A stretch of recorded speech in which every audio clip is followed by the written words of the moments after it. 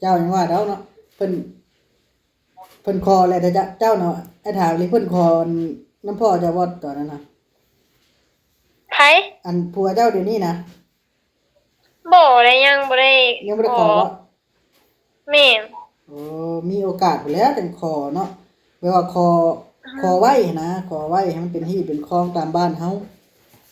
ขอไว้ก็คำแม่นว่าเว้าอันนั้นก็ได้เรือนได้ชานตัวเองบ่ได้จังสิได้หาเงินบัดนี้แม่นขอไว้ขอคาดไว้คือพ่อเจ้านี่นะเพิ่นขอคำแม่แต่นว่าแบบนี้น่ะมันบ่แม่นว่าเว้าได้คำแม่นว่าแบบนี้เฮาอยากไปไสก็ได้แม่นบ่แม่นแล้วถ้าเว้ายังบ่ได้เป็นผัวเมียฝากติดตามเบาโอลิแหน่เด้อพี่น้องเบิดสุปูสุคนสบายดีพี่น้องสบายดีพี่น้องเบิดสุปูสุคนเบิดสุหมองสุบอนพี่น้องเนาะมื้อนี้เบาโอลิอยู่ที่เพื่อนพี่น้องเนาะมาก่อนพี่น้องนี่ฝนกระตกพี่น้องยกเว้นสปปฝนกระตกฝนกระตกพี่น้องเนาะไปหาปะวอนกลับมาแล้วนี่ จักกูว่าบ่แพ้ผู้ใดแล้วมาเจอมุ่งสิง แล้วก็เลย เนาะพี่น้อง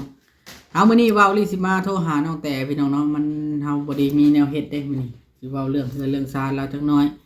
แล้วก็เราสิเฮ็ดแบบใดต่อเนาะในเมื่อเฮือนก็ยังบ่ได้ขายเทื่อพี่น้องเอ้ยเนาะถ้าขายเฮือนได้แล้วจังวางแผนแต่ว่าเฮาสิโทรลมกับเราก่อนพี่น้องเนาะว่ามีผู้สิซื้อหรือบ่เพราะว่าเฮายังบ่ได้เคยประกาศลงเฟซลงไลน์จักเทื่อเนาะในตัวนี้นะถ้าสมมุติว่าขายราคาสำนั้นเนาะก็ประกาศลงโดยจ้าแจ้งโลดโดยตัวถึงกันนะบัดนี้นะบางเทื่ออันนั้นเลยได้สิจ้าพี่น้องเนาะโอเคไปพี่น้องสบายดีน้องแต่ โอ้ยสบายดี เจ็บคอบ่แม่นเป็นหวัดบ่สบาย2มื้อ3มื้อแล้ว2 มื้อแล้วบ่เปิดกล้องบ่เปิดกล้องบ่ได้บ่หมอบ่เปิดก็ได้เพราะว่าฝนตกเด้ยานเปิดกล้องแล้วยานบ่ได้ยินปานใดเปิดฝนตกคือกันทั้งพี่ก็ได้ตกกำลังเช้านี่ตกตั้งแต่10 โมงพู้นโอ้โดยก็คืออันนั้นคือไอ้ถามมาแล้วเป็นอะไรบ่ได้คุยกับผู้ใหญ่เพิ่นติ บ่เพราะว่าเฟซน้องจักหน่อยมันเข้าได้จักหน่อยมันเด้งออกนะน้องก็เลยบ่ได้เข้าบัดนี้เพราะว่าย่านน้องย่านลิ้นเฟซตัวนี้บ่ได้น้องก็เลยบ่ได้เข้าเออโดยก็คือเนาะเฮาได้คุยกับเพิ่นอยู่เฮาคุยเพิ่นอยู่ว่ามันเรื่องเรื่องชาตินะมันยังขายบ่ได้แล้วเฮาโดยเพิ่นละบอกเฮาเข้าไปพัวพันเบิ่งอีกเทื่อนึงถ้าว่าบ่มีคนซื้อแท้ๆแล้วเพิ่นสิได้ให้ทาง YouTube นี่ทางซุมเฮานี่ประกาศขายให้เพิ่นว่านะโดยอันนี้น้องก็บ่บ่เพิ่นก็แชทมาถามอยู่เพราะว่ามีผู้ใหญ่ใจมี FC เพิ่นน่ะนะ FC อยู่ฝั่งลาวแหละเพิ่นแชทมาถามเพิ่นว่าเพิ่นคอมเมนต์นั่นนะอืมน้องก็เลยให้คำตอบเพิ่นบ่ได้นะเพราะว่าเพิ่นว่าคือน้องเว้าหั่นแหละเพราะว่าน้องก็บ่ได้อันนั้นเนาะสุดแต่น้ำเพิ่นน่ะนะแม่นก็คืออันมื้อนี้ประมาณผลเช้าค่ะก่อนสิเข้าไปพัวพันเบิ่งอีกเทื่อนึงเทื่อมีคนซื้อแล้วเฮาก็บ่ประกาศเทื่อบ่มีคนซื้อเฮาก็สิประกาศเพราะว่าอยากเฮ็ดให้มันแล้วเพราะว่าทั้งอันผู้ใหญ่เพิ่นก็ไปเวียกเพิ่นแล้วนะเฮาติดต่อเพิ่นบ่ได้อะน้องเห็นเพิ่นเอาลงอยู่แล้วเลยเพิ่นบอกให้เฮาไปเบิ่งให้แหน่เพิ่นว่าน่ะแต่ว่าน้องแต่บ่ได้คุยกับเพิ่นโดนเติบแล้วเนาะแม่นมีกับน้องลิ้นเฟซขาวแล้วมันเข้าได้นะแต่มันเข้าแชทบ่ได้หั่นนะเออเขาแชทบ่ได้แม่นหักเฟซตัวนี้น้องก็มีอยู่แต่เฟซเพิ่นหักสงสัยเพิ่นค่าเวียกคือบ่าว่าเพิ่นไปเวียกแล้วเพิ่นก็บ่มีเวลาลมหั่นนะแม่นบ่ได้เฮาก็ยังบ่ได้ล้มเพิ่นคือกันเพราะว่าคือว่านั่นล่ะเพิ่นไปเที่ยวเพิ่นบอกได้ยินเพิ่นว่าอืมเจ้าก็บ่ได้ล้มคือกันเนาะบ่หัก น้องได้ลมตั้งแต่ผู้บ้านว่ามีคนเข้ามาเบิ่งเฮือนผู้แหละตั้งแต่ตอนนั้นผู้แหละ โอเคมีแต่ว่าตอนแรกพุ่นแล้วจุอาจจะไปเบิ่งจะไปลมเพิ่นเบิ่งอีกเทื่อนึงว่าคันบ่มีคนอันนั้นแท้ๆก็สิได้ประกาศเบิ่งบัดนี้บางเทื่อมีคนซื้อหันนะเพราะว่าคัน เป็นหยังบ่าวคือบ่โทรหาเพิ่นเลยซะเพชรผู้บ้าน บ่มีได้บ่ได้มี โอ้เดี๋ยวน้องสิส่งให้เด้อเดี๋ยวน้องสิตั้งกลุ่มมาแล้ว โอ้บ่ เพ เป็ ราะ นห ว่า ยัง ฝน บ่ ต เป็น ก หยัง ย่านมันไปยากอะไร เดี๋ยวที่แล่นก็ไปรถมันบ่ได้ตกแฮงมันเริ่มเช้าแล้วมันตกตอนเช้าบ่ อันนี้ตกวังเที่ยงนี่วัง10:00 นหังแห้งใช่ได้เมื่อวานนี่ก็ตกทั้งลมทั้งฝน เออจะได้จังตกจังซั่นเนาะ จากในทวิตลมมาก่อนแล้วก็ฝนมานำหลังบ่ได้ไปจับเขียดบ่อยู่บ้านเฮา บ่มีดอก อ๋อ บ้านเฮาก็สิมีเขียดแท้ๆกันนอนอยู่บนนอน ก็แนวมันแล้วซะ บ่สบายบ่หรือเป็นไข้หรือว่าจังได๋ ผมแบบมันเจ็บแต่คอนะแบบเสียงแหบกิน เจ็บคอ ช่วง ละ มันร้อนกินอีกกินเย็นเด้กินแต่น้ำเย็น เออจังซักคุยกับพ่อแล้วบัดนี้ ยังบ่ได้คุยอยู่ แล้วว่าสิลงเอาน้องใช่บ่ แม่นเพิ่นว่ามีเงินบ่แล้วเพิ่นว่า เออมีเงินสิจุดประสงค์ลงเอามาน่ะเอามาลิ้นซื่อบ่ได้จังได๋ แม่นเอามาลิ้นซื่อ คันบ่มีเงินหลายนี่เอามาก็ยากแล้ว ๆกันตานเต้ไปแล้วอันนี้ก็ คือว่าแม่มดก็ว่าสิลงไปนํเนาะ แม่น เรื่องคาดองนะเจ้าเข้าใจหลายๆเนาะว่าคาดองนะมัน15ล้านเด้ แม่นเข้าใจแล้วแต่เมื่อวานนี่เว้าหยอกเพิ่นซื่อ มันเว้าว่าแพงกับซำนั้นแล้วก็บ่แพง ๆ เนาะ เว้าหยอกเพิ่นซื่อ ว่าแพงก็บ่แพงดอกซำนั้นน่ะ ๆอืม เพราะว่าเขาก็บ่ได้เอาอีสังลายได้มีตั้งแต่ซำนั้นแล้วก็มีก็แต่งบ่มีก็บ่แต่งแล้วบัดนี้ อืม คนเฮามันบ่มีเนาะ แล้วแบบมันเป็นว่าผูกแขนน้อยเลยเนาะ แม่นแล้วเด้ซั่นน่ะการจะตั้งมาครบเลย อืมเพิ่นสิได้ย้ายบ่บัดนี้ บ่ย้ายดอกอยู่หั่นแล้ว บ่ย้ายไปนุครัวหั่นนะ มันบ่เกี่ยวดอกน้องแต่กับย้ายบ่ย้ายนะเพราะว่าเฮาแจ้งว่าไปเอาเมียบ้านนั่นซื่อๆเฮาบ่ทันได้ย้ายครอบครัวบ่ได้เฮ็ดใบยุ่งย้ายแล้วก็บ่ได้ย้ายก็แล้วไป อืม ขนาดอันนี้ เพ นะ ราะว่าน้องก็ยังบ่อยากให้เพิ่นย้ายไปแน่เพราะว่าน้องเมื่อน้องยังสิได้เข้าคือเก่าหั่นนะ บ่ย้ายก็ได้กินขนาดนั้นเมียเฮานี่นะเมียเฮานี่มา4 ปี 5 ปีแล้วเฮายังบ่ได้ย้ายแต่มโนยังอยู่พุ่นอยู่ได้บ่ได้มีแต่มโนเจ้าของ นี่ก็อันใบเอียงก็ใบยุ่งย้ายใบอันนั้นบ่ใบยังยืนบ่ แม่นเจ้าก็ยังอยู่ดงมะแง้วอยู่ได้เจ้าก็เนาะ นุ่นสัน เจ้าย้ายไปอยู่พุ่นบ่หรือว่าจังได๋ เอาเฮ็ดใบง่ายใบยังยืนไปเลยเด้ แต่ธรรมโนยังบ่ออกบ่ยังบ่มีบ่ ยังใบจำนูควรมันทวิตว่าเฮ็ดเองแหละแล้วก็มันผิดพลาดแล้วก็เลยบ่ได้เฮ็ด แสดงว่าเจ้าก็ยังอยู่ดงมะแง้วได้ในถิ่นกำเนิดเนาะ แม่น ในเจ้ามโนตัวเลขหั้นนะแบบน้องตุ๊กก็แล้วน้องตุ๊กก็ยังเพิ่นเขียนว่าดงมะแง้วได้เวลาไปหันไปนี่ แม่นหั่นแหละไปได้บ่ได้เข้าไปหาเพิ่นบ่เดี๋ยวนี้ น้องตุ๊กนะ แม่น อย่าแล้วไอ้ยาแล้วมันมีดราม่าหลายโพดแล้วมันบ่คักปานใด อืม แปลว่าบ่ ได้ อยา เบิ่ ก งเลตตี้อยู่ในช่องเบาบอส แล้วลงตอนใด แต่เฮิงแล้วตั้งแต่ เอ มื้อว่าตุ๊กเป็นไข้พุ่นเด้ เพิ่นโทรบ่ แม่นโอ้ยย่าแล้วบ่ต้องเว้ามาดอกว่าเรื่องเฮาพี่ เออ เขาบ่ได้ค่อยเว้าถึงเขาดอกเดี๋ยวนี้ฮะ เมื่อยแล้วนะ เว้าถึงก็ร้ายครับเขาจักหน่อยเราจะพิษกับผัวช่ำเราก็ได้เว้าหลายบ่ได้ สิไปกับไผแหละไปบ้านนุ่นสัน ไปผู้เดียวแล้วขี่รถจักรไปเป็นคนเช่า อืม ส่วนเช่าเขาจะไปจอบเบิ่งเลย ขึ้นไปเบิ่งอยู่เทิงเลยเด้อ เพราะว่า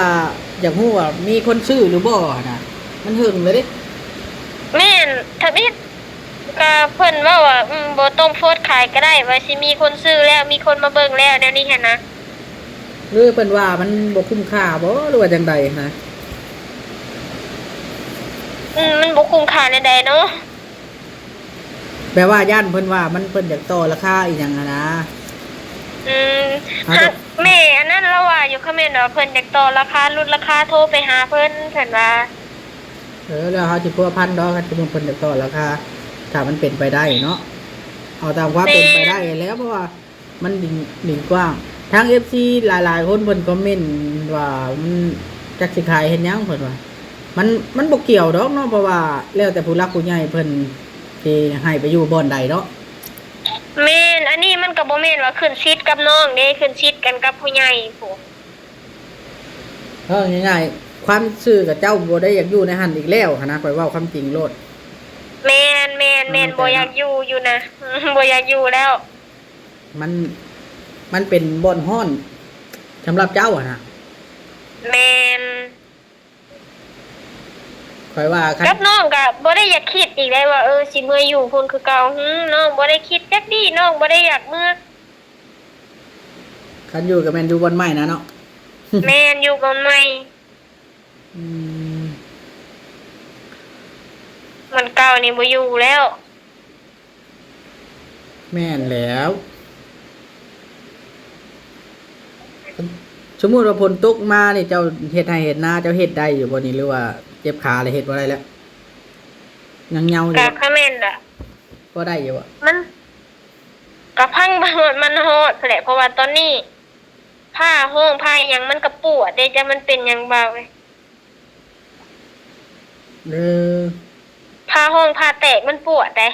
มันอากาศหนาวบ่จ๊ะมันมีเหล็กเนาะมัน ตอนเช้าน่ะน้องลูกบ่ได้เลยฝนตกเมื่อวานนี่กะ มันปวดบ่ มันปวด เป็นไดคือเป็น คือ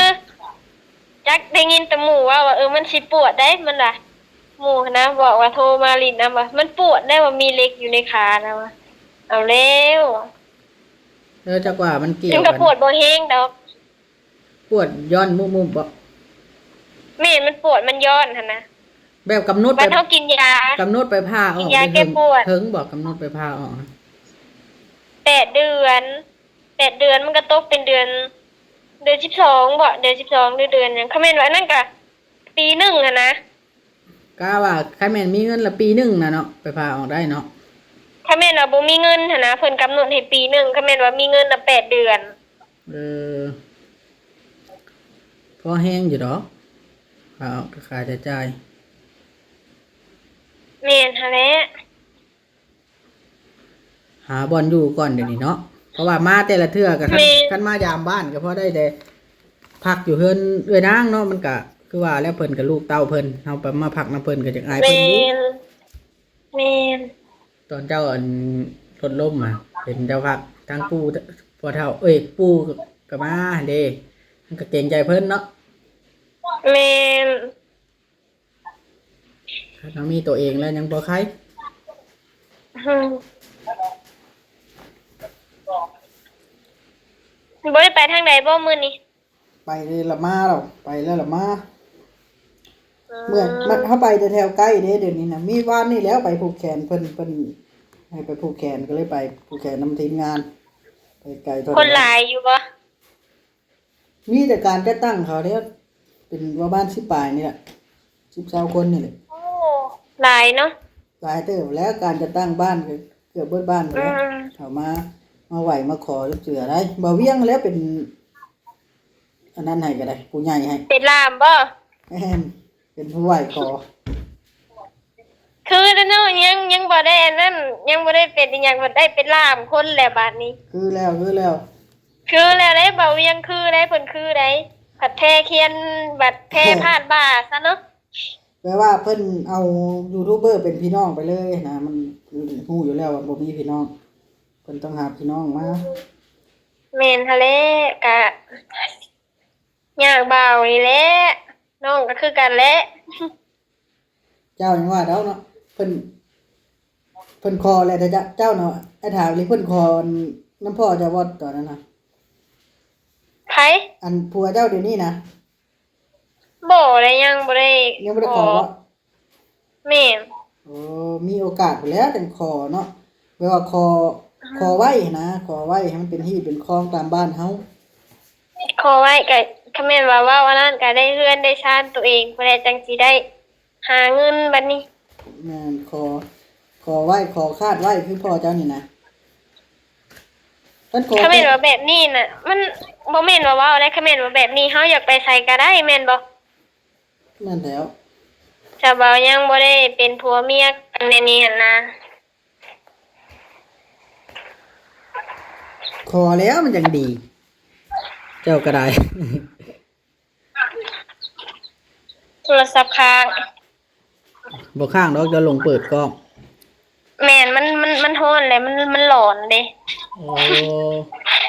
โอเคนะแต่เดี๋ยวทำนี้แหละโดยโอเคอยู่ดีไม่แห้ง โดยสบายดี พี่น้องเนาะเบาลีกะโทรหาน้องกระแตพี่น้องเนาะโทรหาน้องกระแตนุ้ยแนวเฮ็ดพี่น้องเนาะโทรถามซุกปิ๊บเล่าแหละโทรหาน้องกระตอกกระแตถามเรื่องนั้นเรื่องนี้เนาะพี่น้องเนาะเรื่องเฮือนเรื่องซานแน่เพราะว่า FC เห็น FC อันเพิ่นอันนั้นเบาลีนะคอมเมนต์เบาลีไปเด้อเบาลีสิให้ FC เบิ่งเนาะคอมเมนต์น่ะเพิ่นว่านี่เด้จะขายเฮ็ดหยังเพิ่นว่าที่ดินเก่า1 ไร่ราคาแสนกว่าบาทบ้านก็300,000แล้วตอนนี้อีหยังก็แพงเบิด400,000 บาทอย่างต่ำเพิ่นว่านะต้องขาย400,000 บาทอย่างต่ำเพิ่นว่านะบ่าวเตียงสาวบุญ FC ทั้งหลายอุตส่าห์ช่วยกันทำกัวทำไมปู่ย่าเก่าเพิ่นว่าที่กว้างปลูกผักปลูกหญ้าได้ทำสระเล็กๆ100 ตารางวาเลี้ยงปลาถึงเพิ่นว่ามันบ่คุ้มค่านะพี่น้องเนาะอันนี้ก็มันขึ้นกับผู้รักผู้ใหญ่เพิ่นได้พี่น้องความคุ้มค่านี่ความคุ้มค่านี่ขึ้นกับความพอใจพี่น้องเนาะเพิ่นว่าพอใจขายชำใดก็ขายชำนั้นคนเฮานะความคุ้มค่านะครับที่นะอยู่ได้ขับใจนะอยู่ยากดินกว้างบ่ได้ก็คันขับจิตขับใจนะอยู่บ่ได้ดอกพี่น้องเอ้ยเนาะเอาตามความเหมาะสมอีกอย่างก็ตามพี่น้องเนาะเข้าใจว่า FC เบิดทุกผู้ทุกคนนะเพิ่นอันนั้นเนาะ